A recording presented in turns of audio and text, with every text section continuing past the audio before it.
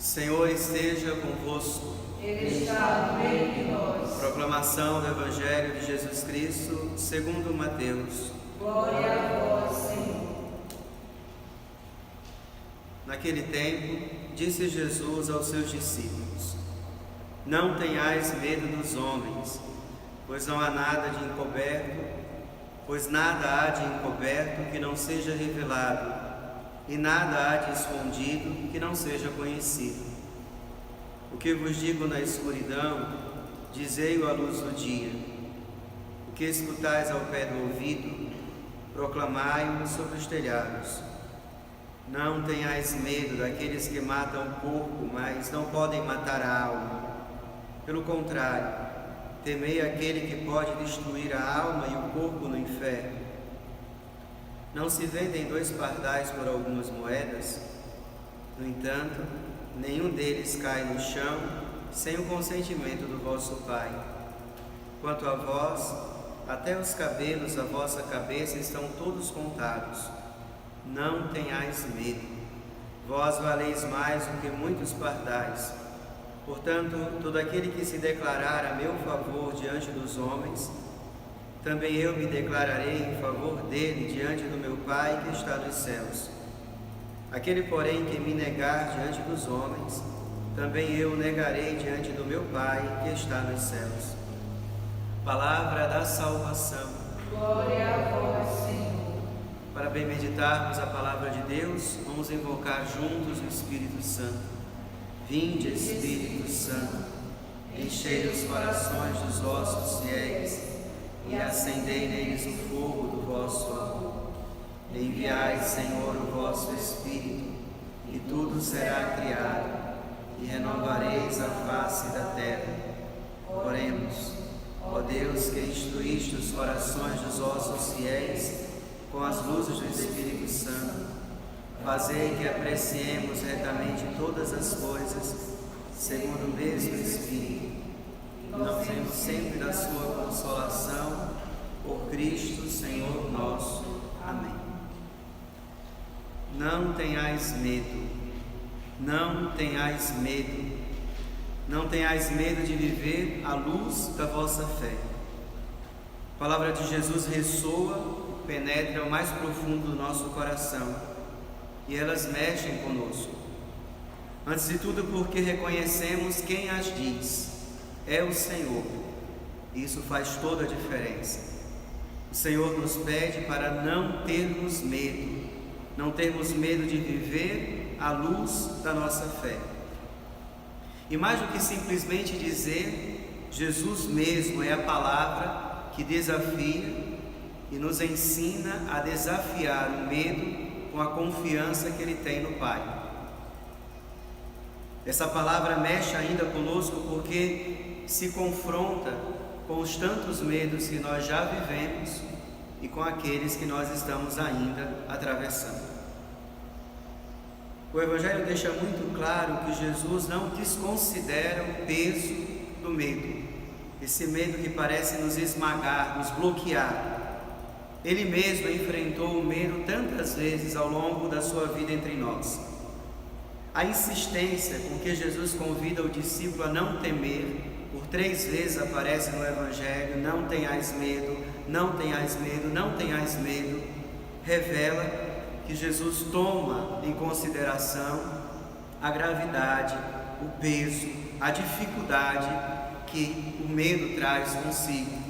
Jesus é sensível ao nosso medo, leva-nos a perceber que o combate nesse território, no território do medo, é sempre intenso, custoso, grave, e nós podemos confirmar isso na nossa vida. Enfrentar o medo nunca é uma tarefa simples. Diante da dura prova do medo, o caminho que Jesus nos chama a trilhar é aquele que Ele mesmo percorreu por nós, porque tudo que Jesus viveu na carne, viveu por nós e para a nossa salvação. Que caminho é esse? Consiste em dirigir insistentemente o coração, fazer espaço, manter aberta a vida, ainda que estejamos vacilantes e feridos, ao amor sem medidas do Pai. O caminho que o Senhor nos ensina não é aquele de simplesmente driblar o medo, driblar as dificuldades. Claro que como cristãos nós não gostamos do medo e das dificuldades, nós não os buscamos, mas diante do medo e da dificuldade que nós não conseguimos tirar da própria vida, o caminho é aquele de passar pelo medo, de enfrentá-lo, mas não sozinho, aberto, inclinando a nossa vida, fazendo espaço à nossa vida ao amor generoso do Pai. Jesus enfrenta o medo da sua vida, tendo essa mesma vida inclinada à vontade amorosa do Pai, ao amor bendito do Pai, e por isso ele atravessa o medo com luz, não se desespera, e hoje nos convida a fazer a mesma coisa, inclinarmos a nossa vida, não esquecermos que o Pai continua nos amando, que Ele continua conduzindo o nosso caminhar. Esse amor que Jesus plenamente revelou para nós, porque no rosto de Jesus vemos a plenitude do rosto amoroso de Deus. Vemos Deus como amor. Refletimos isso na semana passada. Jesus é a manifestação plena, abundante de Deus como amor. Vejam, aprender a inclinar a vida a esse amor bendito é aquilo que as Escrituras nos ensinam. Na primeira leitura, nós temos o profeta Jeremias, que faz a experiência de ser perseguido por causa da palavra testemunhada, perseguido por causa da fé. Alguns estudiosos dizem que por um tempo Jeremias é lançado num poço sem água e ele fica naquela experiência completa, quase completa de morte. Jeremias é muito perseguido por causa da palavra.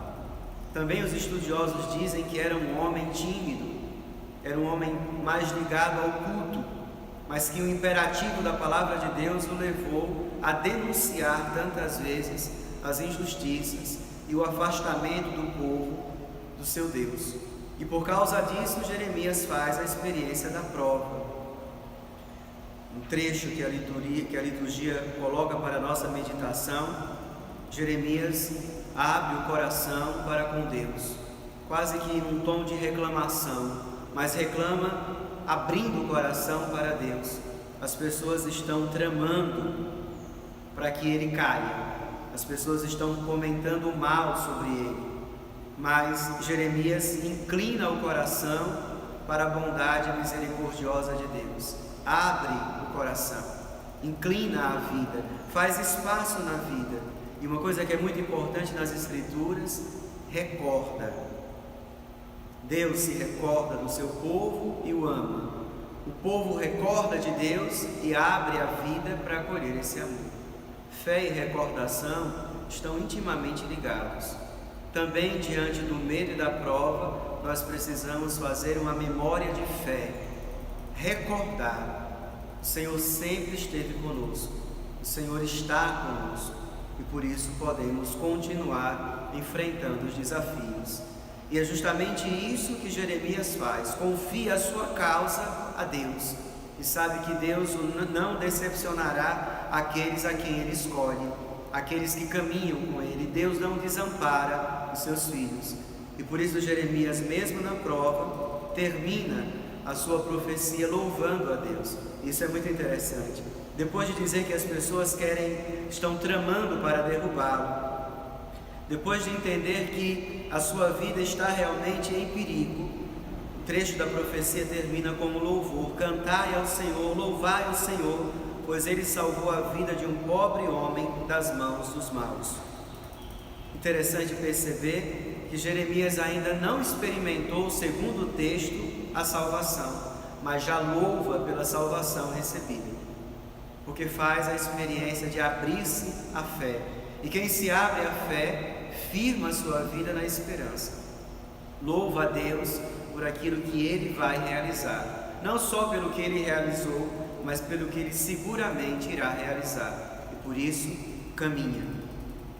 Interessante essa experiência do profeta Jeremias, e confirma aquilo que Jesus nos ensina, a viver a prova e o medo, recordando, abertos ao amor misericordioso de Deus.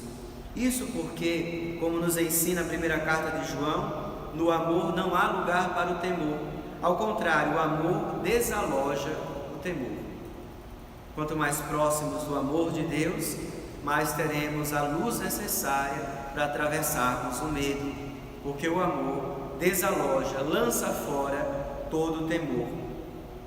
Tal inclinação do coração e da vida ao amor de Deus em Cristo não diz respeito a uma atitude isolada, superficial, descompromissada. Nós ouvimos no Evangelho: quanto a vós, até os cabelos da vossa cabeça estão todos contados. Vejam essa imagem para dizer que Deus nos ama de uma forma abundante, sem medidas, que Deus nos conhece por inteiro e que esse amor bendito de Deus espera então de nós uma resposta. Se somos amados dessa forma, nós precisamos então reanimar o nosso passo e fazer as travessias que precisamos. O amor bendito de Deus, grandioso, superabundante de Deus, move o nosso coração a uma resposta. Se acolhemos esse amor, ele gerará dentro de nós a resposta, uma resposta ativa, comprometida, de não dar por vencida as coisas, mas de continuar caminhando. É preciso cuidar para que se mantenha viva a chama da fé, da esperança e da caridade de Cristo em nós. A forma que temos de responder ao amor que Deus nos tem é mantendo em nós essas chamas preciosas que nos permitem continuar caminhando.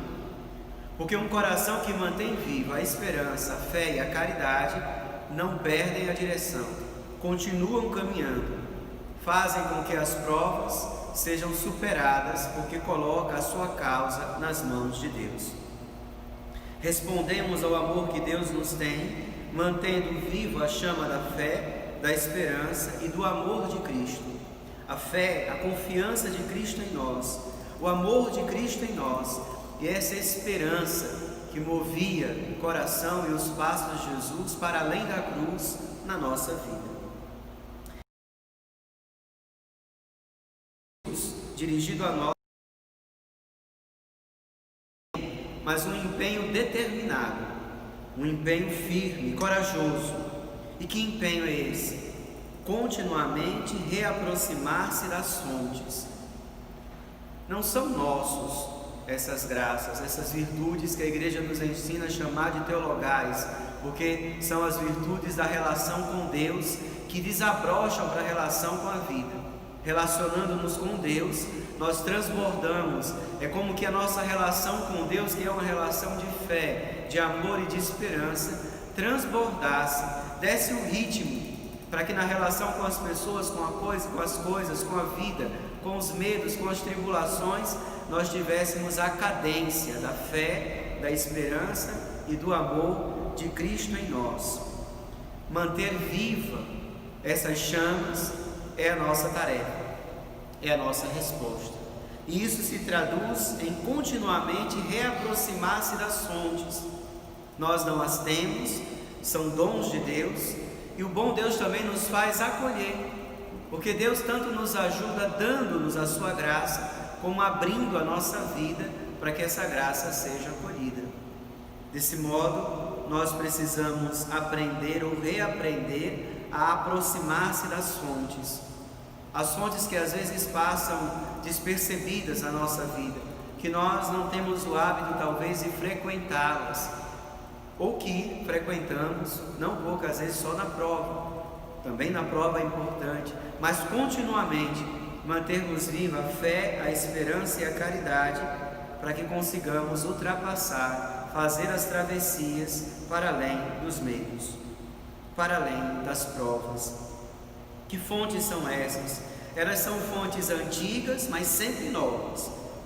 Reaproximar-se das fontes da oração pessoal e comunitária, uma oração que é fundamentalmente embasada na palavra de Deus. A gente sabe que a vida de oração ganha um nutrimento maior, uma direção fecunda, amadurece quando ela deita raízes na palavra. Quantas pessoas às vezes chegam para a gente: Padre, eu não sei rezar, como é que eu rezo? O que eu digo a Deus? Vejam, nós não sabemos direito como rezar. Paulo diz isso na carta aos Romanos. O Espírito reza em nós, e a fonte do Espírito é a palavra.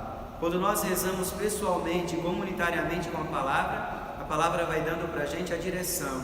A palavra vai abrindo o nosso coração para que acolhamos o Espírito, e o Espírito moverá a nossa oração de forma segura, de forma firme, de forma a provocar na nossa vida os frutos que precisamos. A fonte dos sacramentos.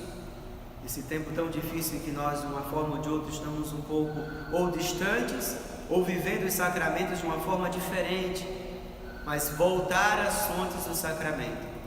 Mesmo nesse tempo difícil, não deixarmos de comungarmos da experiência da Santa Missa, ainda que seja pelas redes sociais, ainda que seja pela internet, pelos aplicativos, mas que esse momento seja um momento de comunhão espiritual com a Santa Missa, para não esquecermos ou para não deixarmos de lado essa fonte privilegiada da graça de Deus, que é a Santa Missa. Na Santa Missa e nos demais sacramentos, o Espírito alimenta em nós a fé, a esperança e a caridade de Cristo. Reaproximar-se também da vida fraterna.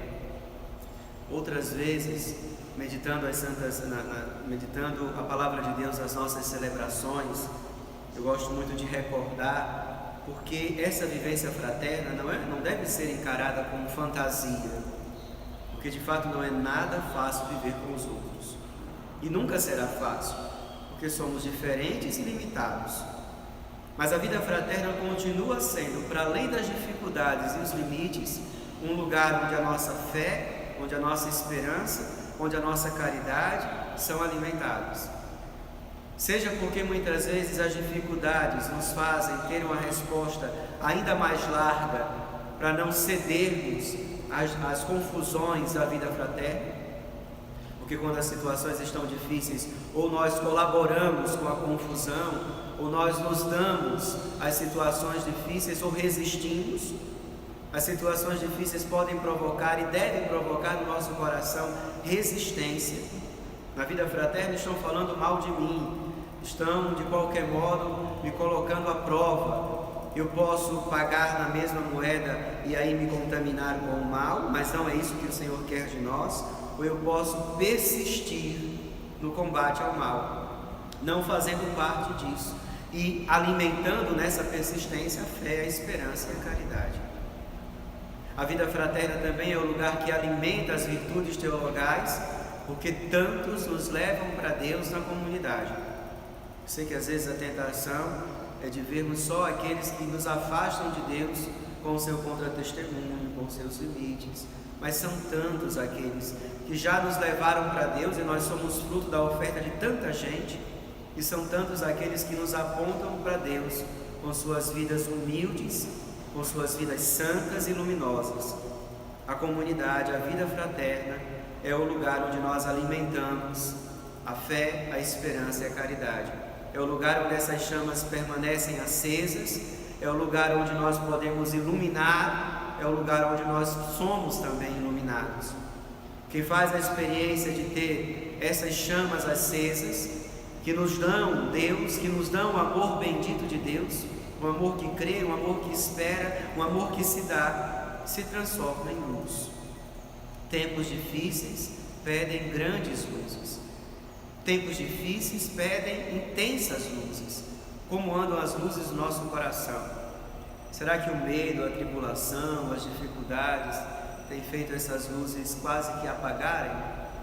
Pois bem, é tempo de reanimar essas chamas, chamas de vida que recebemos de Deus, e que todas elas deitam raízes nesse amor que lança fora todo o temor. Meus irmãos, às vezes reclamamos que estamos desanimados, que a chama da nossa vida está se apagando, mas esquecemos de alimentá-las. Nós não temos a força necessária, nós não temos todas as respostas, nós não temos toda a confiança, toda a esperança, toda a capacidade de amar, nós não temos, mas podemos alimentar nas fontes que são transbordantes. O coração do Senhor, que celebrávamos na sexta-feira, Esse coração aberto de amor, a fonte bendita onde podemos renovar essas chamas que reacendem a vontade de viver e que nos fazem caminhar na vontade de Deus, nela encontrando a alegria que tanto precisamos, a força que tanto precisamos. Retornemos então, irmãos e irmãs, durante essa semana às fontes. Talvez um bom tempo sem a oração pessoal, talvez um bom tempo sem o Santo Terço, talvez um bom tempo sem a leitura da palavra, meio apavorados, ainda na estranheza desse tempo. A palavra de Deus é muito direta. Retornemos às fontes. Nas fontes encontraremos a força para atravessarmos todos os medos que estamos experimentando. Retornemos às fontes, mas não esqueçamos de ser auxílio amigo, para que outros também façam esse fecundo movimento de retorno. Tanto nós experimentamos, como as pessoas que estão ao nosso lado experimentam medo e desânimo. Voltemos às fontes e ajudemos a tantos que estão perdidos a voltar às fontes também. E a partir dela, continuemos o nosso caminho, confiando em Deus, amando o Senhor e esperando o novo, que não tardará a vir, porque Ele é fiel, foi fiel, permanece fiel e será sempre fiel na nossa vida. Que o não tenhais medo seja a palavra que ilumine os desafios que enfrentaremos durante essa semana. Seja esse porto seguro que nos dará coragem para continuar caminhando e esperando nas promessas de Deus. Louvado seja nosso Senhor Jesus Cristo. Para sempre seja